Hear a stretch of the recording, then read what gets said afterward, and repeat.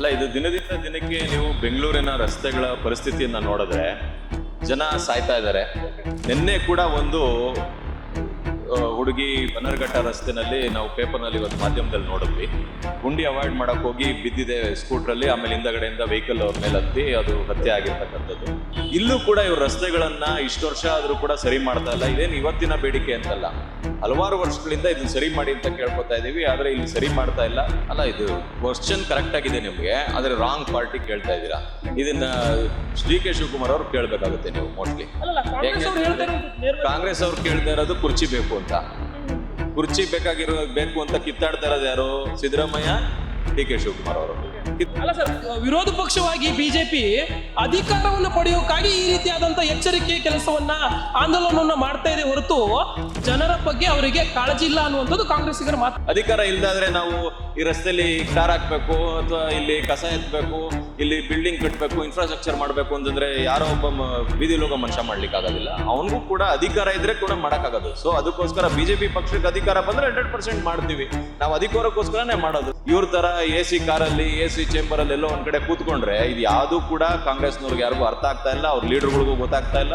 ಅವ್ರ ಗ್ಯಾರಂಟಿ ಯೋಜನೆಗಳಿಗೆ ಅಂತಾನೆ ಹೇಳಿ ಒಂದಷ್ಟು ಜನ ಅವ್ರನ್ನು ನಾಮಿನೇಟ್ ಮಾಡ್ಕೊಂಡು ಅವ್ರಿಗೆಲ್ಲ ನಮ್ಮ ಟ್ಯಾಕ್ಸ್ ಕೊಡ್ತಕ್ಕಂತ ಹಣದಿಂದ ಬಿಜೆಪಿಯ ಬೆಂಗಳೂರು ಕೇಂದ್ರ ಜಿಲ್ಲಾಧ್ಯಕ್ಷರಾದಂತಹ ಸಪ್ತಗಿರಿ ಗೌಡರು ನಮ್ಮ ಜೊತೆ ಇದ್ದಾರೆ. ಅವ್ರನ್ನ ಮಾತಾಡಿಸ್ತಾ ಹೋಗೋಣ. ಏನಿವತ್ತು ರಸ್ತೆ ಗುಂಡಿ ವಿಚಾರವಾಗಿ ಸಾಕಷ್ಟು ಅಭಿಯಾನವನ್ನು ತಾವು ನಡೆಸಿದ್ರಿ. ಸೊ ಕಳೆದ ಬಾರಿ ಕೂಡ ನಡೆಸಿದ್ರಿ. ಇದನ್ನ 2.0 ಅಂತ ಹೇಳ್ಬೋದು. ಏನ್ ಹೇಳ್ತೀರಾ ಈ ಒಂದು ಏನು ಎಚ್ಚರಿಕೆ ಬಗ್ಗೆ ಸರ್ಕಾರಕ್ಕೆ ಅಥವಾ ಜನ ಈ ಒಂದು ಆಂದೋಲನದ ಬಗ್ಗೆ? ಅಲ್ಲ, ಇದು ದಿನದಿಂದ ದಿನಕ್ಕೆ ನೀವು ಬೆಂಗಳೂರಿನ ರಸ್ತೆಗಳ ಪರಿಸ್ಥಿತಿಯನ್ನ ನೋಡಿದ್ರೆ ಜನ ಸಾಯ್ತಾ ಇದ್ದಾರೆ. ನಿನ್ನೆ ಕೂಡ ಒಂದು ಹುಡುಗಿ ಬನ್ನರ್ಘಟ್ಟ ರಸ್ತೆನಲ್ಲಿ ನಾವು ಪೇಪರ್ನಲ್ಲಿ ಇವತ್ತು ಮಾಧ್ಯಮದಲ್ಲಿ ನೋಡಿದ್ವಿ. ಗುಂಡಿ ಅವಾಯ್ಡ್ ಮಾಡಕ್ ಹೋಗಿ ಬಿದ್ದಿದೆ ಸ್ಕೂಟ್ರಲ್ಲಿ, ಆಮೇಲೆ ಹಿಂದಗಡೆಯಿಂದ ವೆಹಿಕಲ್ ಅವ್ರ ಮೇಲೆ ಹತ್ತಿ ಅದು ಹತ್ಯೆ ಆಗಿರ್ತಕ್ಕಂಥದ್ದು. ಬಹಳ ಬೇಜಾರಿನ ಸಂಗತಿ.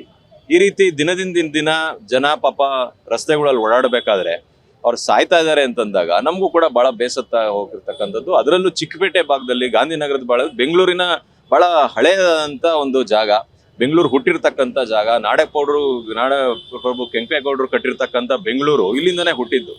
ಈಗಲೂ ಕೂಡ ಇಲ್ಲಿ ಅವ್ಯವಸ್ಥೆಯ ಒಂದು ಆಗಾರ ಇದೆ ಅಂತಂದ್ರೆ ನಮ್ಗೆಲ್ರೂ ಕೂಡ ನಂಬಿಕೆ ಬರೋದಿಲ್ಲ. ಯಾಕೆಂತಂದ್ರೆ ಇಲ್ಲಿ ಕಸ ಎಲ್ಲಂದ್ರಲ್ಲೇ ಇರುತ್ತೆ. ದಿನನಿತ್ಯ ಇಲ್ಲಿ ಲಕ್ಷಾಂತರ ಜನ ಹೊರಗಡೆಯಿಂದ ಬಂದು ಇಲ್ಲಿ ವ್ಯಾಪಾರಕ್ಕೆ ಅಂತ ಬಹಳಷ್ಟು ಜನ ಬಂದು ಹೋಗುವಂಥದ್ದು, ವ್ಯಾಪಾರಕ್ಕೆ ಅಂತ ಇಲ್ಲಿ ಟ್ರಾನ್ಸಾಕ್ಷನ್ ಆಗುವಂಥದ್ದು ಬರ್ತಾರೆ.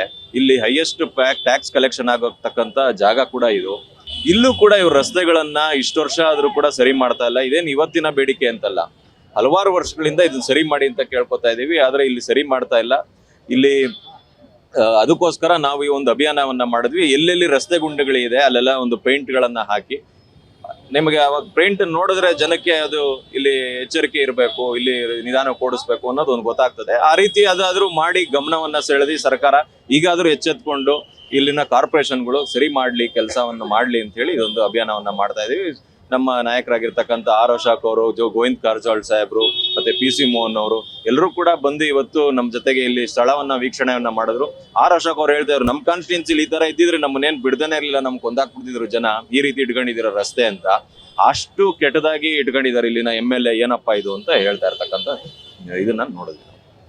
ಇನ್ನ ತಾವು ಈ ಮೂಲಕ ಎಚ್ಚರಿಕೆಯನ್ನು ಕೊಡೋಕೆ ಹಾಗೇನೆ ಒಂದು ಜನಾಂದೋಲನ ನಡೆಸಿದ್ರೆ ಕಾಂಗ್ರೆಸ್ ಇದಕ್ಕೆ ತದ್ವಿರುದ್ಧವಾಗಿ ಹೇಳುವಂಥದ್ದು ಸರ್ಕಾರ ಇದು ಕೇವಲ ಬಿಜೆಪಿಗರ ಅಧಿಕಾರಕ್ಕೋಸ್ಕರ ಮಾಡ್ತಾ ಇರುವಂತದ್ದು ಕೇವಲ.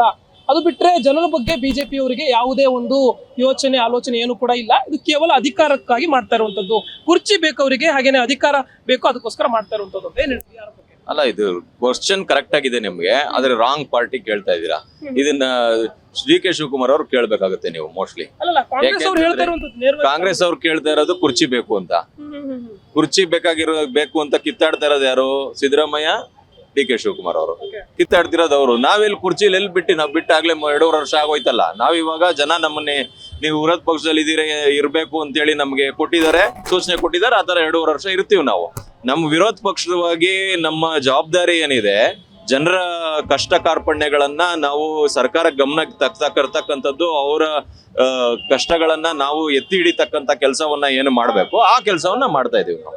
ಅಲ್ಲ ಸರ್, ವಿರೋಧ ಪಕ್ಷವಾಗಿ ಬಿಜೆಪಿ ಅಧಿಕಾರವನ್ನು ಪಡೆಯೋಕ್ಕಾಗಿ ಈ ರೀತಿಯಾದಂತಹ ಎಚ್ಚರಿಕೆ ಕೆಲಸವನ್ನ, ಆಂದೋಲನವನ್ನ ಮಾಡ್ತಾ ಇದೆ ಹೊರತು ಜನರ ಬಗ್ಗೆ ಅವರಿಗೆ ಕಾಳಜಿ ಇಲ್ಲ ಅನ್ನುವಂಥದ್ದು ಕಾಂಗ್ರೆಸ್ಸಿಗರ ಮಾತು. ಅಧಿಕಾರ ಏನಕ್ಕೆ ಬೇಕು? ನಮ್ಗಾದ್ರೂ ಕೂಡ ಅಧಿಕಾರ ಏನಕ್ಕೆ ಬೇಕು? ಅಧಿಕಾರ ಏನಕ್ಕೆ ಬೇಕು ಅಂತಂದ್ರೆ ಜನರ ಕಷ್ಟಗಳನ್ನ ನಿವಾರಿಸೋದಕ್ ಬೇಕು. ಅಧಿಕಾರ ಇಲ್ದಾದ್ರೆ ನಾವು ಈ ರಸ್ತೆಯಲ್ಲಿ ಟಾರ್ ಹಾಕ್ಬೇಕು ಅಥವಾ ಇಲ್ಲಿ ಕಸ ಎತ್ತಬೇಕು, ಇಲ್ಲಿ ಬಿಲ್ಡಿಂಗ್ ಕಟ್ಟಬೇಕು, ಇನ್ಫ್ರಾಸ್ಟ್ರಕ್ಚರ್ ಮಾಡ್ಬೇಕು ಅಂತಂದ್ರೆ ಯಾರೋ ಒಬ್ಬ ಬೀದಿಲಿ ಹೋಗೋ ಮನುಷ್ಯ ಮಾಡ್ಲಿಕ್ಕೆ ಆಗೋದಿಲ್ಲ. ಅವನಿಗೂ ಕೂಡ ಅಧಿಕಾರ ಇದ್ರೆ ಕೂಡ ಮಾಡಕ್ಕಾಗೋದು. ಸೊ ಅದಕ್ಕೋಸ್ಕರ ಬಿಜೆಪಿ ಪಕ್ಷಕ್ಕೆ ಅಧಿಕಾರ ಬಂದ್ರೆ 100% ಮಾಡ್ತೀವಿ. ನಾವು ಅಧಿಕಾರಕ್ಕೋಸ್ಕರನೇ ಮಾಡೋದು, ಇನ್ನೇನಕ್ಕೆ ಮಾಡ್ತೀವಿ?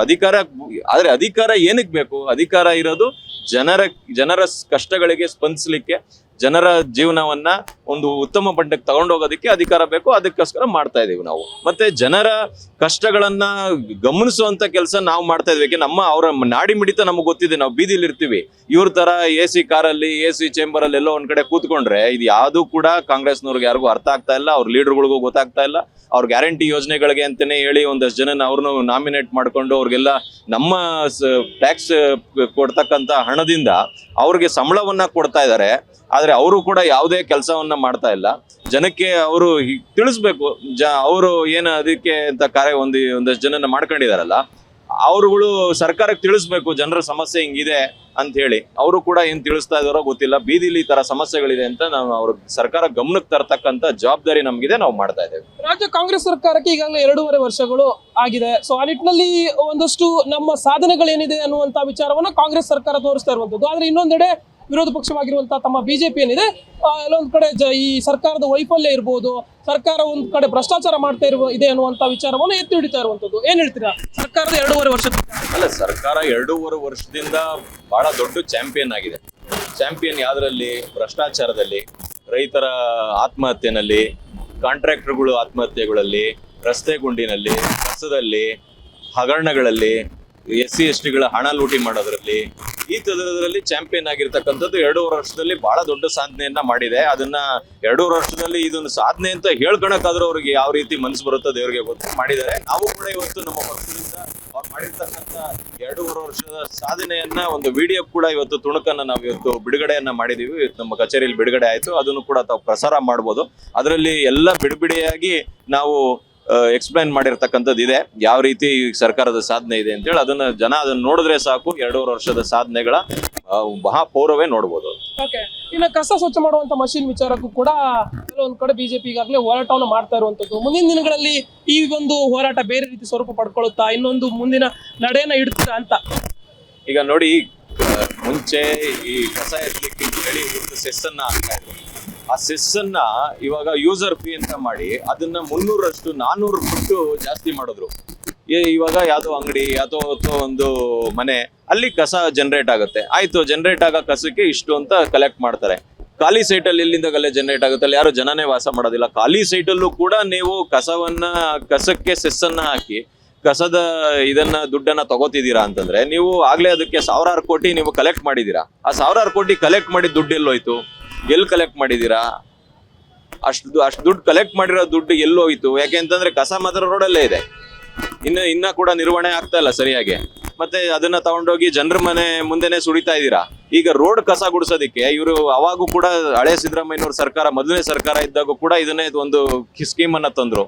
ಅದು ಕೂಡ ಕೆಲಸ ಆಗ್ಲಿಲ್ಲ. ಈಗ ಮತ್ತೊಮ್ಮೆ ಅದೇ ರೀತಿ ಬಾಡಿಗೆಗೆ ಅಂತ ತಗೊಂಡಿದ್ದಾರೆ. ಹೊಸದಾಗಿ ಕೊಂಡ್ಕೊಂಡ್ಬಿಟ್ರೆ 300 ಕೋಟಿ ಒಳಗಡೆ ಆಗ್ಬಿಡುತ್ತಿದ್ದು.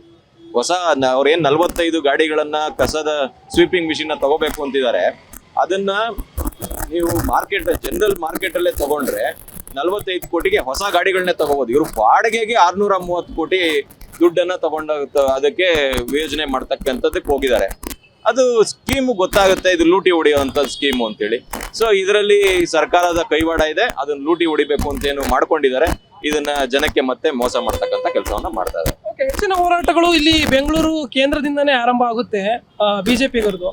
ಅಲ್ಲಿ ನೋಡಕ್ ಹೋದ್ರೆ ಮತ್ತಷ್ಟು ಹೋರಾಟಗಳು ಮುಂದೆ ಕಾದಿದ್ಯಾ ಅಂತ? ಯಾಕೆಂತಂದ್ರೆ ಬಹಳಷ್ಟು ಹೋರಾಟವನ್ನು ಗಮನಿಸ್ತಾನೆ ಇದೀವಿ. ವಿಶೇಷವಾಗಿ ಬಿಜೆಪಿ ಹೆಚ್ಚಿನದಾಗಿ ಮಾಡ್ತಾ ಇರುವಂತದ್ದು ಬೆಂಗಳೂರು ಕೇಂದ್ರದಲ್ಲಿ. ತಾವು ಇಲ್ಲಿ ಜಿಲ್ಲಾಧ್ಯಕ್ಷರಿರೋದ್ರಿಂದ ಬಿಜೆಪಿಗೆ ಸಾಕಷ್ಟು ಹೋರಾಟವನ್ನ ನಿರೀಕ್ಷೆ ಮಾಡಬಹುದು. ಅಲ್ಲ, ಎಲ್ಲಾ ಕಡೆ ಆಗ್ತಾ ಇದೆ. ಏನಾಗಿದೆ, ಇವಾಗ ನಿಗದಿತ ಸ್ಥಳ ಮಾಡ್ಬಿಟ್ಟಿದ್ದಾರೆ. ನೀವು ಎಲ್ಲೇ ಹೋರಾಟ ಮಾಡಬೇಕು ಅಂದ್ರೆ ಇವಾಗ ಫ್ರೀಡಂ ಪಾರ್ಕ್ ಬಿಟ್ರೆ ಬೇರೆ ಕಡೆ ಹೋರಾಟ ಮಾಡಕ್ ಆಗಲ್ಲ ಅಂತ. ಇವತ್ತು ಕೂಡ ಹೋರಾಟ ಮಾಡಬಾರ್ದು ಅಂತ ನಮ್ಮ ಪೊಲೀಸ್ನವರು, ಇಲ್ಲೆಲ್ಲ ಪೊಲೀಸ್ ಆರ್ಡರ್ಸ್ ಇದೆ. ನೀವು ಇದು ಕೋರ್ಟ್ ಆರ್ಡರ್ಸ್ ಇದೆ ಮಾಡಾಗಿಲ್ಲ ಅಂತ ಹೇಳಿ ನಮಗೆ ನೋಟಿಸ್ ಕೊಟ್ರು. ನಾವು ಆಂದೋಲನ ಇವೆಲ್ಲಿ ಮಾಡ್ತಾ ಇಲ್ಲ, ಇಲ್ಲಿ ಏನ್ ಮಾಡ್ತಾ ಇರೋದು ಪ್ರೊಟೆಸ್ಟ್ ಮಾಡ್ತಾ ಇಲ್ಲ, ಜನಕ್ಕೆ ನಾವು ಅವೇರ್ನೆಸ್ ಕ್ರಿಯೇಟ್ ಮಾಡ್ತಾ ಇದೀವಿ. ಇಲ್ಲೆಲ್ಲ ಇಂಥ ಕಡೆ ರಸ್ತೆ ಈ ತರ ಇದೆ, ಈ ತರ ಮಾಡ್ತಾ ಇದೀವಿ, ಪರಿಶೀಲಿಸಬೇಕು ಅಂತೇಳಿ ರಾಜ್ಯದ ನಮ್ಮ ವಿರೋಧ ಪಕ್ಷ ನಾಯಕರು, ಅವ್ರಿಗೆ ಕ್ಯಾಬಿನೆಟ್ ದರ್ಜೆಯ ಸ್ಥಾನಮಾನ ಇದೆ, ಅವ್ರು ಯಾರು ಬೇಕಾದ್ರೂ ಆಫೀಸರ್ಸ್ ನ ಕರಬಹುದು. ನಮ್ಮ MP ಸಾಹೇಬ್ರು ಬಂದಿದ್ರು, ಅವರು ಕೂಡ ಯಾರು ಬೇಕಾದ್ರೂ ಇವ್ರುಗಳನ್ನ ಕರೆಸಿ ಇಲ್ಲಿ ಮಾತಾಡ್ಸತಕ್ಕಂತ ಅವಕಾಶ ಇದೆ. ಅವ್ರು ಕರೆಸಿ ಇಂಜಿನಿಯರ್ಗಳನ್ನ ಕೇಳಿದ್ದಾರೆ ಏನಾಗಿದೆ, ಯಾವಾಗ ಸರಿ ಮಾಡ್ತೀರಾ ಅಂತ ಹೇಳಿ. ಅವ್ರು ಕೂಡ ಅಷ್ಟು ಕರೆದ್ರು ಕೂಡ ಅವರು ಯಾರು ಅಧಿಕಾರಿಗಳು ಇವತ್ತು ಈ ಕಡೆ ತಿರುಗು ನೋಡಿಲ್ಲ. ಈ ರೀತಿ ಅವರು ಉದ್ದಟತನ ಇದೆ, ಏನ್ ಮಾಡಕ್ಕಾಗುತ್ತೆ. ಈ ಸರ್ಕಾರ ಇರ್ತಕ್ಕಂಥದ್ದೇ ಇದೆ, ಅವ್ರಿಗೆ ಕಿವಿನೂ ಇಲ್ಲ, ಕಣ್ಣು ಇಲ್ಲ, ಬಾಯೂ ಇಲ್ಲ. ಎಸ್ ವೀಕ್ಷಕರು, ಇದಿಷ್ಟು ಸಪ್ತಗಿರಿ ಗೌಡರ ಮಾತು. ವಿಡಿಯೋ ಜರ್ನಲಿಸ್ಟ್ ನಾಗರಾಜ್ ಜೊತೆ ಜಯಲೇಗೌಡ್, ಸ್ಪೀಡ್ ನ್ಯೂಸ್ ಕನ್ನಡ, ಬೆಂಗಳೂರು.